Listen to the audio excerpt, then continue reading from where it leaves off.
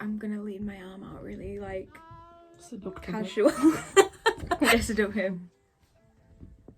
Let me So teach you how to draw realism. So why is it that all the videos on how to draw skin realistically involve people wanting you to use skin blending palettes, or they go on and talk about the heat ranges of faces, so like your forehead is yellow and your under eyes as blue and your chin is blue as well, when we all know that that doesn't really help you, as well as just these really long videos talking about the properties of skin, when if we're all just being honest with ourselves, nobody really cares about skin properties. We just want to know how to draw realistically using the references in front of us. Obviously, when I go over in a later video how to draw faces without relying on references, it's good to know some skills, but that's a problem for later. Like such a sultry noise. Let me just whisper in your ear. talk about your extended warranty. Disclaimer, this is just how I draw, and like I know this is wrong, so don't come at me. The drawings just look alright in the end. I just don't like using colour palettes or the heat ranges on faces, or I don't even know why skin acts as it does really. This is just how I draw, but if you want to draw using them methods, that's totally cool, but my method is also cool. But regardless of your preferences, after watching this video, you'll know how to draw skin realistically, easily, and without the boring theory work. Ouijacine on screen. It rhymes. Oh my! To rename your channel. Ouijacine on screen. Does it rhyme? Scene, screen. We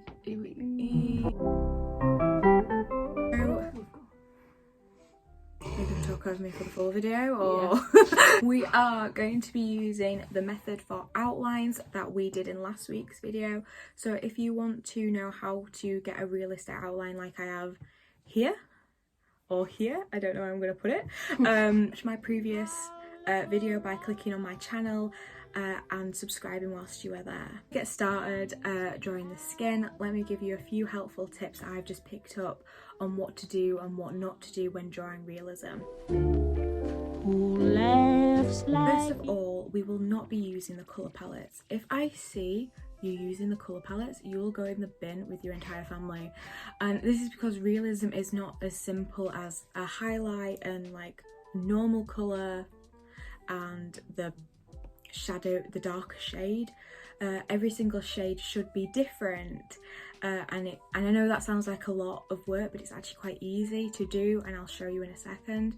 And that's simply because every shade on your skin is in fact like different, even when they look very similar. So why shouldn't you realistically look use all different shades if there are on your skin? So I just don't like really enjoy colour palettes. I mean, if you, like I said earlier, these are just my suggestions, and if you prefer using colour palettes, that's completely up to you. I just find that with colour palettes I get a bit like boxed in. I tend to just use the same 4 or 5 shades, and as I've just said, there's so many shades on your skin, and it's just a really good habit to get into, to just change the colour every single time you make a brush stroke. And I just find that really enables me not to get stuck in like an endless loop of just dark, light, medium, dark, light, you know how I say all. Secondly, I will not be using the colour drop for any of the for any of this. If you do, that's cool, do what you want. I'm not going to be one of those people that's like, you can't colour drop away your problems, because you absolutely can.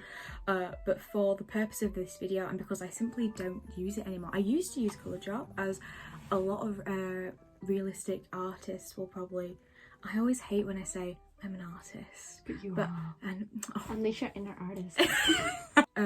I just simply don't use colour drop, and a lot of like people who do art, artists including myself, will have used colour drop in their life. Even if they say they haven't, they probably have, because it's so easy. But like I said, I will be getting all the colours in this from scratch, just to show you that you can do it. But like I said, I'm not going to be one of those people that's like, using colour drop is bad, because it's really not. I think you need to scrap the art. I think this is the... I'm going to be a typographer. Is that a word? I think so. I'm so wise. Yeah. Typographer. Typographer. Feminism. On screen you can see that I have a close-up of a woman's nose and a box with my own line art in it adjacent to it. Is it Yeah, next to it. Next. Adjacent. Usually I have the drawing in a little screen next to my art, but for the purpose of you being able to see it clearly, I've just got it beside me. So the first thing I do is make myself a colour palette. And you're probably thinking, but Jess, you told me you'd murder my entire family if I did that, and yes I did. But unlike a colour palette with actual skin colours on it, this one consists of the primary colours, so red, yellow and this almost radioactive looking blue, as well as black and white. The colours we are going to use to draw this nose are going to come from these 5 except for the first one. For the first colour, I'm going to study the reference and kind of work out what the second darkest colour on it would be. Now this sounds like it should be tricky, but hear me out. So the darkest, because I always start with the nose for drawing skin because I find it's got the most variety in shades, because you've usually got like even now, if I angle myself right, I've got like a light bit and a dark bit, and it's got the most contrast as opposed to like my cheeks, which are very like white. Put some blush on, that's fake. The darkest shade usually on your nose is like your nostril area or this kind of archway between your eye and eyebrow. So the second darkest shade is the one we're wanting. I think it's something like this dark brown in this shaded region, so let's try and make that. So don't spend too long on this step trying to find the perfect shade to match this. It doesn't have to be 100% perfect, because if you wanted 100% perfect you probably should have just left it as a picture. This is about you drawing what you see. So now you have a dark base and you're probably wondering where to go from there. The place I start with is the biggest contrast to this dark background, which will be the highlights which always fall on the arch of the nose. To do this I am using the oil paint brush, and I'll just put on screen my settings for the brush so you can change them if you need to. I get asked this all the time on TikTok, like, please tell me like the settings you use for your oil paint brush. I don't think I've changed them because I didn't even know you could do that, but if I have, here they are on screen so you can change them to what they are. So the highlights will be made with the pure white from the colour palette, and this is the hardest step because you've got the biggest contrast to work with, the dark on the white, and therefore it requires the most work. But once you've done this step, it'll be easy sailing from there. The reason I use a dark background is because I think it makes you work harder to get the paler shades in, whereas I think if you use a paler shade as the background, the darker shades can look a bit muddy, and I think it's because you get a little bit almost afraid to use the darker shades on top of the paler ones, so and your heart won't be in it. So start with the darkest shade, that apart from, you know, don't be silly, don't be use like the black, because that's obviously the darkest shade, but I'm on about like the skin. Use the darkest shade on the skin and work your way upwards, kind of like ascending to like a throne. You're gonna do this dark, you like. To blend out this white, we will just be airdropping it into our own work to try and make it resemble more to the photo. Now just follow my hands whilst I do this. We are looking at the references, then we're picking a colour, blending it out and repeating. Picking up a colour, you'll notice now we don't have to keep referencing back to the primary colours on top of the page. We can use the ones created in the piece itself, and then blending it out and repeating. My advice with this whole process would be that with every shade you set down onto the drawing, change something.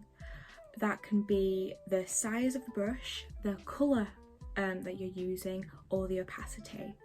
And by doing this you get a really lovely texture, and no two brush strokes will be the same. Now it's time to roll off the line art and tweak any bits that may be affected by this change.